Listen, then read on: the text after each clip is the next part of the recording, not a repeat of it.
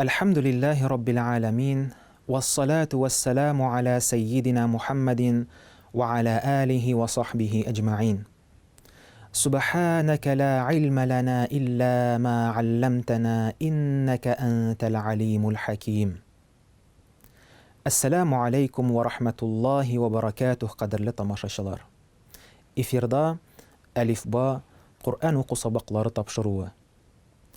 Без ғәрәп графикасы белән танышуыбызны һәм бөек Qur'ани Кәрим язылган телдә укырга өйрәнүебезне дәвам итәбез. Безнең тапшыруыбыз чыгарылышлары сезгә Qur'an китабын укый башларга һәм Qur'анның санап бетергесез бәрәкәтенә ирешергә ярдәм итәр дип өметләнәбез. Аллаһ Тәгаләнең илчесе Мухаммад Мустафа саллаллаху алейхи ва саллям булай дип әйткән: Qur'анны кычкырып укучы садаканы ачыктан ачык бирүче сыман. Qur'анны тын гына укучы садаканы яшертен бирүче сыман. Узган дәресләрдә без ғәрәп әлифбасының 24 хәрефен өйрәндек. Алар Әлиф, Б, Т, Th, Jim, Х, Х, Дәл, Зәл, Ра, З, Син, Шин, Сад, ضاد, طا، ظا، عين، غين، فا، قاف، كاف، لام، ميم хәрефләре иде. Бүген без ғәрәп алфавитының калган 4 хәрефе белән танышырбыз һәм аларны укырга өйрәнербез иншааллаһ. Шулай итеп, бүгенге чыгарылышның беренче хәрефе нун. Сез аны экранда күрәсез. Нун хәрефе н авазын белдерә. Әйдәгез, аны иҗектә әйтеп карыйк. Н, н, н. Нун хәрефе 3 төр язылышка ия. Сүз башында, сүз уртасында һәм сүз азагындагы язылышлар. Киләсе хәреф һ. Ул йомшак һ авазын белдерә. Әйдәгез, аны иҗек эчендә әйтеп карыйк. Һ, һ, һ,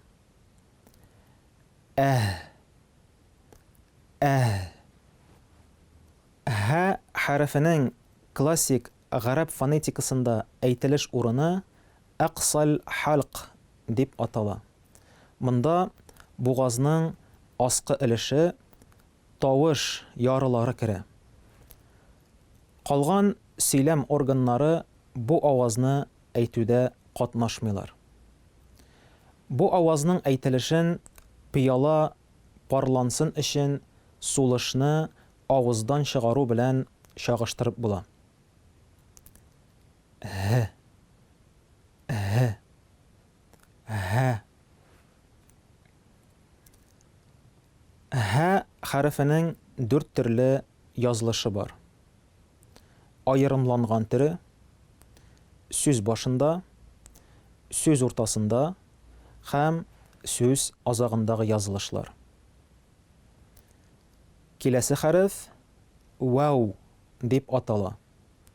Ул в авазын белдерә. Әйдәгез, аны иҗек эчендә әйтеп карыйк. Әу, әу, вә, вә. Ихтибар итегез. В авазын әйткәндә иреннәр йомылмый. Вау хәрефе ике төр язылышка ия. Сүз башында ул аерым языла, чөнки үзеннән соң килгән хәрефләр белән тоташмый, сүз ахырында һәм сүз уртасында үзеннән алда килгән хәрефләр белән тоташа. Шулай итеп, гарәп алфавитының соңгы хәрефе я хәрефенә күчәбез. Сез аны экранда күрәсез. Ул е авазын белдерә. Е авазын әйтү урыны тел уртасы белән өске аңкауның каршы яктагы өлеше арасында урнашкан. Әйдәгез аны иҗек эчендә әйтик. Әй, я, я. Я хәрефенең 3 төрле язылышы бар. Сүз башында, сүз уртасында һәм сүз азагында. Хәзер инде әйдәгез яңа хәрефләрдән торган сүзләрне укып карыйк. Бер уңайдан алдагы дәресләрдә өйрәнгән гарәп алфавитының барлык хәрефләрен дә кабатларбыз. Димәк, беренче сүзгә карыйбыз. Әүвәлге хәреф без бүген өйрәнгән нун хәрефе. Шул рәвешле ул сүз башында языла. Шуннан хәреф өстендәге хәрәкәне билгелибез. Бу у кыска авазларны белдерә торган даммы. Димәк, иҗек ну дип укыла. Киләсе хәреф сад.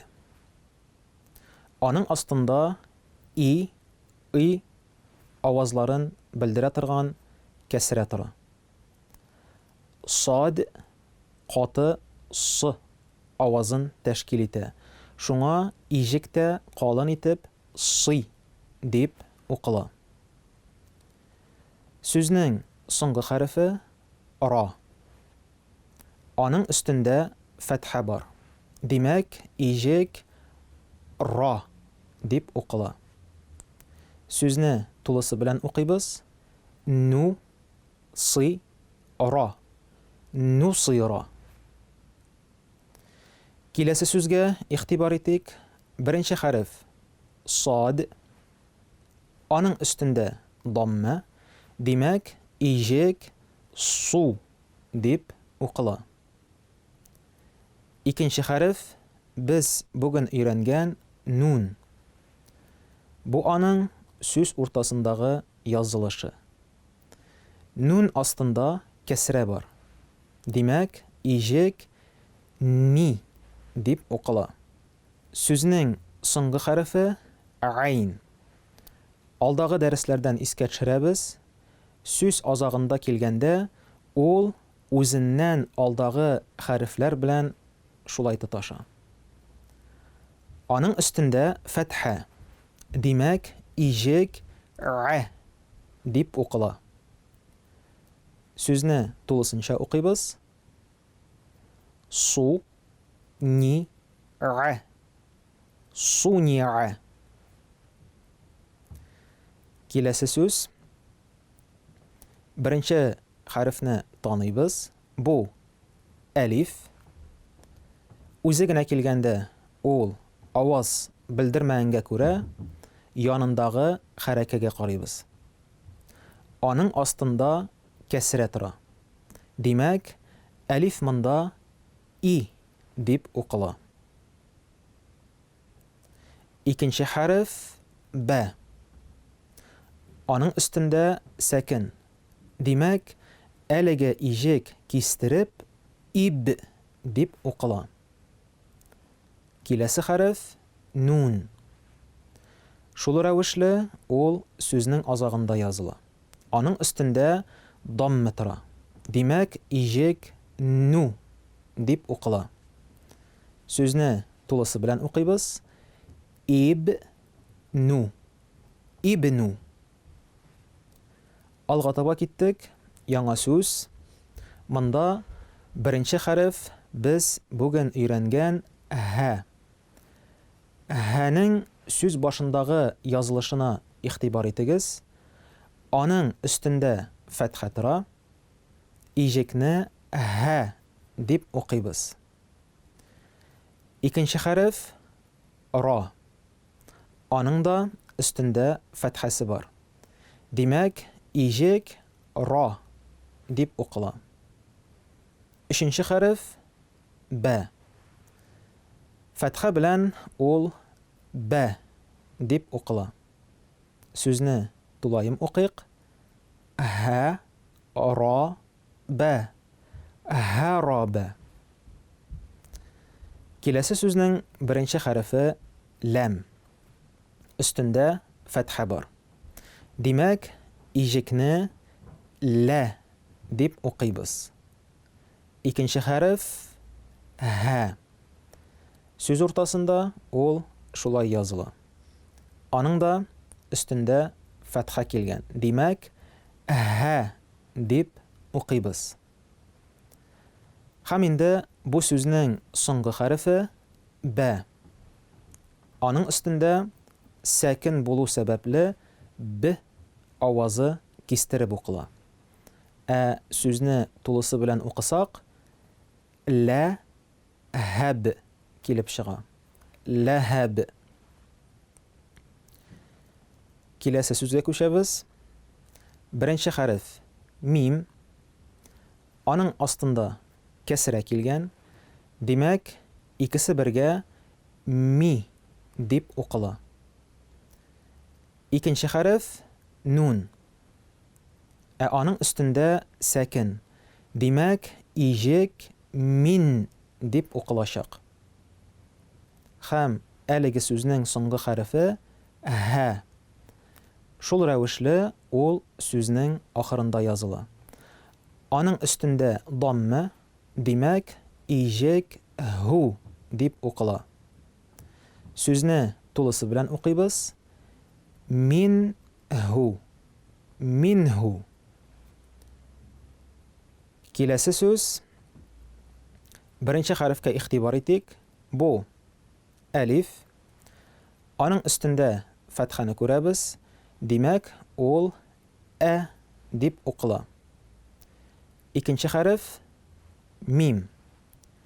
Әлиф язуда үзеннән соң килгән хәрефләргә тоташмаганга күрә, мим бу очракта сүз башындагыча языла. Мимнең өстендә сәкин тора. Димәк, әлиф белән бергә ижек кистереп дип укыла. Сүзнең өченче хәрефе ра. Аның өстендә дамма бар. Димәк, бу ижек ру дип укыла. Сүзнең соңгы хәрефе һә. Монда аның аерымланган формасын күрәбез. Чөнки аның алдындагы ра үзеннән соң килгән хәрефләргә тоташмый. Һәнең өстендә дамма тора. Димәк, ижек ху дип укыла. Сүзне тулысы белән укыйбыз. Ру ху. Ру. Һәм инде тагын бер сүзне карап үтик.